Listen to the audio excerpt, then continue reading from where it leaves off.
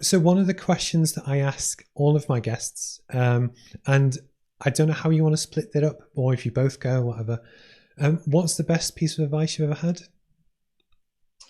Business or personal or anything? Anything.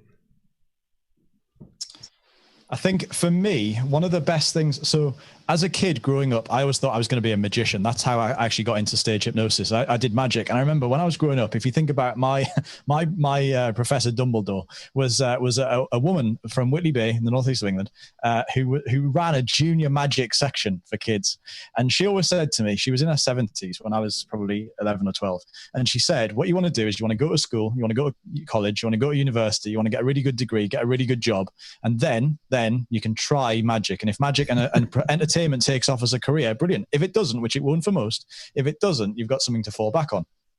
So that's what I started doing. I did my A-levels and I got very close to, I got to the point where you have to like look at UCAS and deciding what university you go to. Went and like looked at a couple of universities, and my dad said to me, don't go to university. Wow. Just don't do it. And he said, just look, you've got your A-levels. That's the trickier bit to come back and do it later life. You can do it, but that's the trickier bit. You can go to university at any point in your life. You want to be an entertainer, just do that. I think you're wasting your time if you go to university and you're going to rack up loads of debt. And I just think it's a waste of time. And I'm so glad that he gave me that advice as opposed to everyone else in that field who says, no, get a proper job and then have something to fall back on. Because I would have completely changed. I think it would have changed the trajectory of my life somewhat. And I would have wasted my time at uni. Can I ask, what does your dad do? He's a computer programmer, software developer. Oh, so it's a brave but very good. I like your dad. That's not many people would say that. If you're brutally honest, how many parents would say, no, got to go to uni, got to do this? No, he said just get on with it. If that's what you want to do. I love that. So I'm really glad that happened. No, I think it's brilliant. And Kennedy? I think mine was about, I can't remember who it was or when it happened. There was a piece of advice ringing around my head around listening to people's opinions and then deciding what you want to do with them is really important. I think too many people are open to everyone's opinions and go, I've got to do all of these things. And actually, you don't have to. Just because you can do these things doesn't mean you should do any of them. Mm-hmm. If Britain's Got Talent has taught us anything, just because you can doesn't mean you should.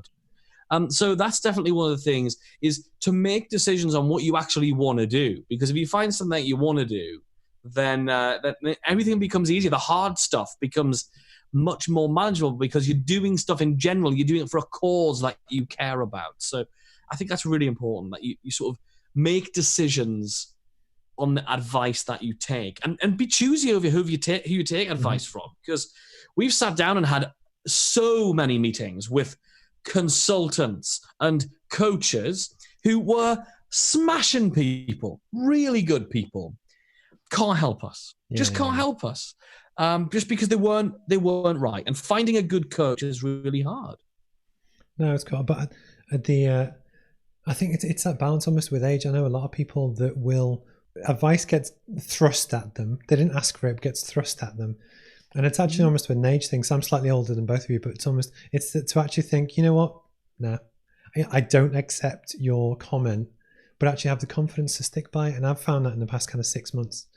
But no, I really appreciate that, especially yours, Rob. I think unsolicited feedback, one of the things that in the entertainment world is really frowned upon. So if you walk off stage and another act's there, they would never dare give you feedback of good, bad, anything unless you ask for it. And I don't know what it is with people thinking they've got the right to share these opinions, because when they do, they're only seeing that website. How many times people give you feedback on your website and you go, well, you don't know where that fits in my sales process. You've got no idea. Yeah. And if I change that, that's all going to break. Or it might be converting beautifully. Or you might have seen a split test. Like, unsolicited feedback is a real bugbear of mine. Stop doing it. Awesome. And then the other question which I ask, and again to both of you, if you were to give advice to your younger self, and it can be any age, any background, anything you want, what would it be?